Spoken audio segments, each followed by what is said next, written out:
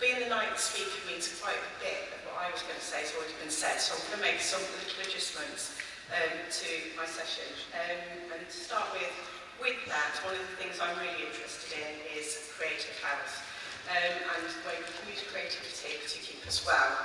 And my first loves in this place is both English literature and history, and to combine those in terms of charting historical pathways and understanding health through those. So if you will indulge me before I get into the main part of my presentation, I want to read you a poem. And that poem is called A Fence or an Ambulance. 'Twas a dangerous cliff, as they freely confessed, though to walk near its crest was so pleasant. But over its terrible edge there had slipped a duke and full many a peasant. So the people said something would have to be done, but their projects did not at all tally. Some said put a fence around the edge of the cliff, and some said put an ambulance in the valley.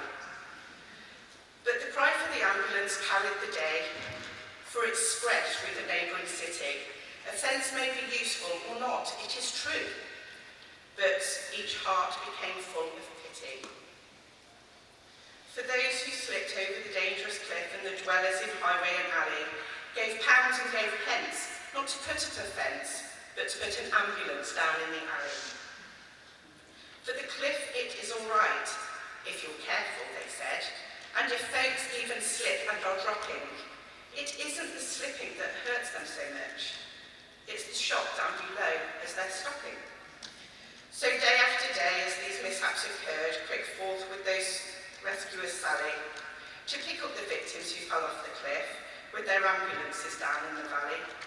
Then an old sage remarked, "It's a marvel to me that people give far too much attention to repairing results than to stopping the cause, when they'd much better aim at prevention. Let us stop at its source all this mischief," cried he. "Come, neighbours and friends, let us rally. If the cliff we will fence, we might almost dispense with the ambulance down in the valley." So that was not written last week, it was written in 1895. So I think for all of us we can ask, actually, how far have we come on the journey of prevention? So to move into the main part, I feel like I've shortchanged you because everybody's put quite a lot of effort into their slides. I'm giving you this, my one and only. So my apologies in advance, I'm sorry Linda, I've let you down terribly in my preparation. I've definitely taken a lazy approach. But today we've talked quite a lot about treatment, new medicines and technologies, new pathways of care, and we've all learned a great deal, I certainly have. We've talked about novel therapeutics, we've talked about improved fracture liaison services, earlier diagnosis, more sophisticated risk prediction. And right to say, these advances matter, they change lives, but I want to begin with a different question, and it has been implied throughout the morning. What could actually stop poor bone health in the first place? What if the most important intervention is not what happens in the fracture clinic, but what happens decades earlier? To explore that question, I want to start not with bones, but with one of the most devastating public health catastrophes in modern European history, and that of the Irish famine. So the Irish famine left us with a puzzle and the research that preceded it. Researchers studying the Great Famine looked at one specific common measure around population well-being, and that was of stature, so how tall are we? Height tells us something about nutrition, about disease burden, childhood conditions, and deprivation. A straightforward hypothesis would suggest that a famine on such a scale should give a clear biological imprint in terms of those that they experienced it and the impacts on those. Yet some studies found surprisingly little evidence of a reduction in adult stature among survivors. At first glance, this appears reassuring. But perhaps there was less long-term damage than we feared. But this interpretation contains one profound mistake, and it's a mistake we make frequently, and that is the survivorship problem. The problem is not that the famine did not leave a mark.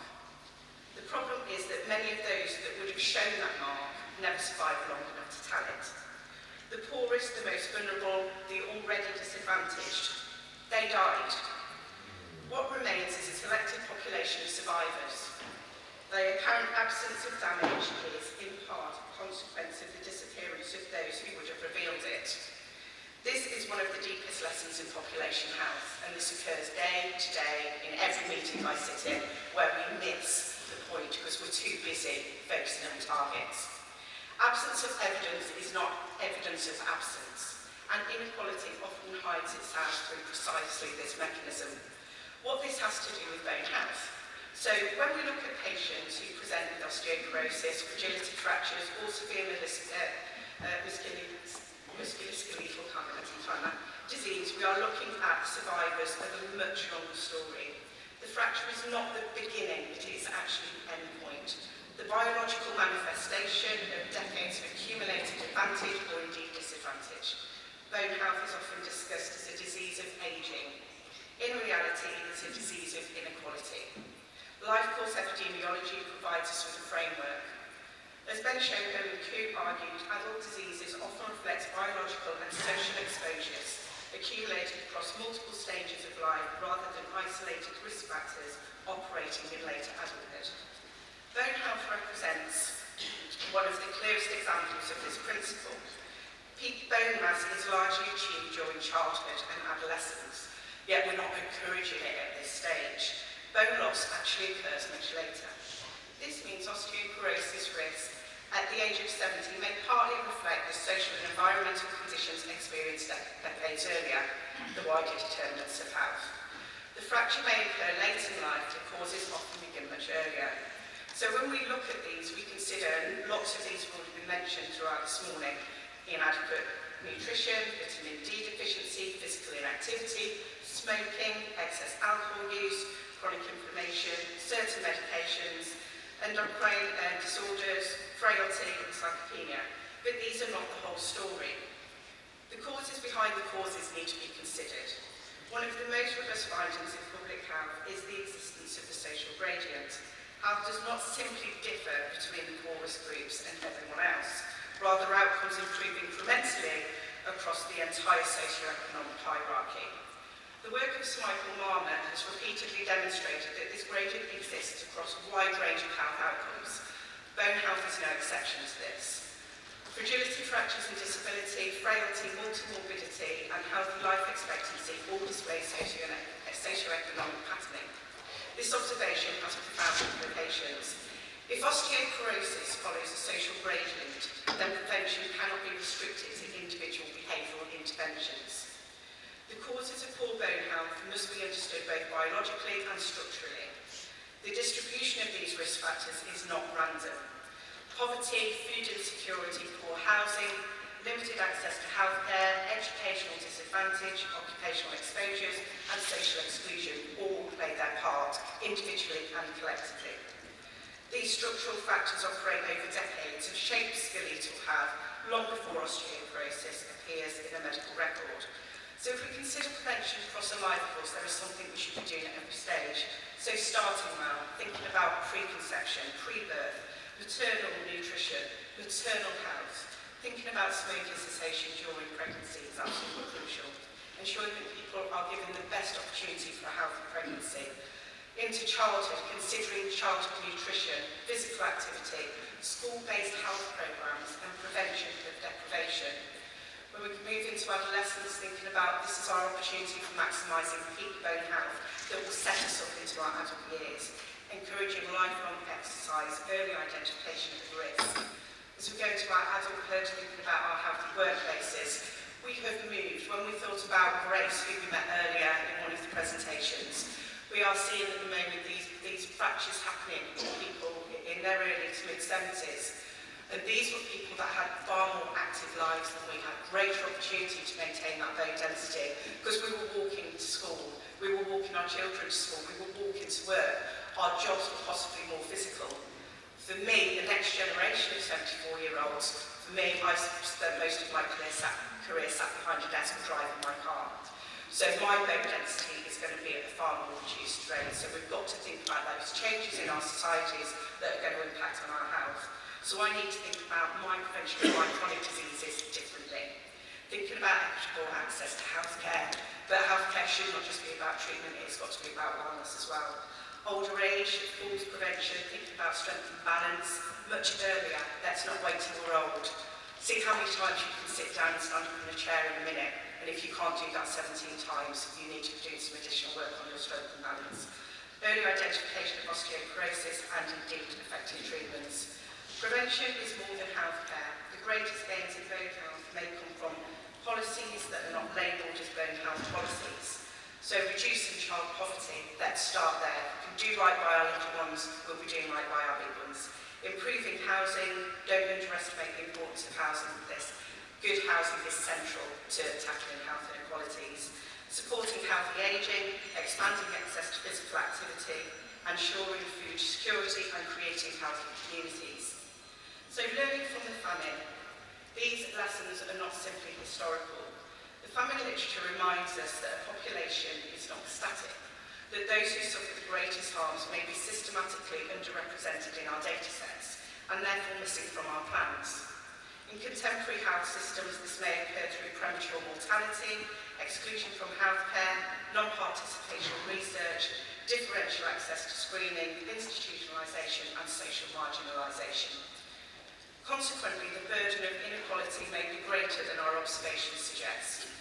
This should make us cautious when interpreting apparently modest social differences in bone health outcomes. As with famine survivors, the most affected individuals may not always be visible in the populations we are measuring. When we study those who reach our clinics, we risk overlooking those that never had the chance for a healthy ageing career pathway. When we only measure fractures, we may miss the inequalities that produce them. So when we consider this in the context of treatment, none of this diminishes the importance of treatment. The remarkable advances represented throughout this conference remain absolutely essential. Treatment indeed changes lives, and we only have had a small insight into the patient journey today, but we know that there are many more that will be able to tell these positive tales. The remarkable work being done across research, clinical care and innovation matters enormously. But treatment and prevention are not competing priorities. The better we become at treatment, the more clearly we should see the opportunity for prevention. So, the Irish famine teaches us that the absence of physical damage does not mean the absence of harm. When the most vulnerable individuals disproportionately are removed from our population, the visible consequences of deprivation may appear smaller than is truly available to us. This is not evidence of resilience alone, it may also be evidence of selection. Bone health presents a similar challenge. Fragility fractures are not merely the outcome of ageing or individual behaviour. For those of you that know me, I have a visceral aversion to any comment around individual responsibility. It's used as a get out of jail card for services. For not creating the environments to keep people well, it shifts collective responsibility to personal blame. They reflect the cumulative effect of biological and social environmental exposures operating across the life course. If we wish to reduce the burden of osteoporosis, we must continue to invest in treatment, but we must also confront structural determinants that shape skeletal health long before the first fracture occurs. Sometimes the greatest losses are hidden amongst those who never make it into our data sets. Bone health tells a similar story. If we want healthy bones, we must think beyond bones. If we want fewer fractures, we must think beyond our fracture services. We're blessed to be working in the birthplace of the NHS. In 1952, Aaron Bevan wrote his essay, In Place of Fear, and he wrote in that the victories won by preventative medicine are more than most important for mankind. He went on to say that it is preferable to prevent suffering than to alleviate it. His focus was treatment-free at the point of care, but it was also clear that the NHS was not a reason to divert energy from keeping people well. Are we living with this ambition truly? He was clear that the NHS would stay purposeful for as long as it was prioritising health creating, not treatment making. He was grounded in public health principles. The NHS was designed and built on public health foundations. And if we truly want to transform outcomes, we must combine advances in treatment with an equally ambitious commitment to prevention, because the most successful osteoporosis intervention may ultimately be in the fracture that has never happened and the people we don't get to meet. Thank you.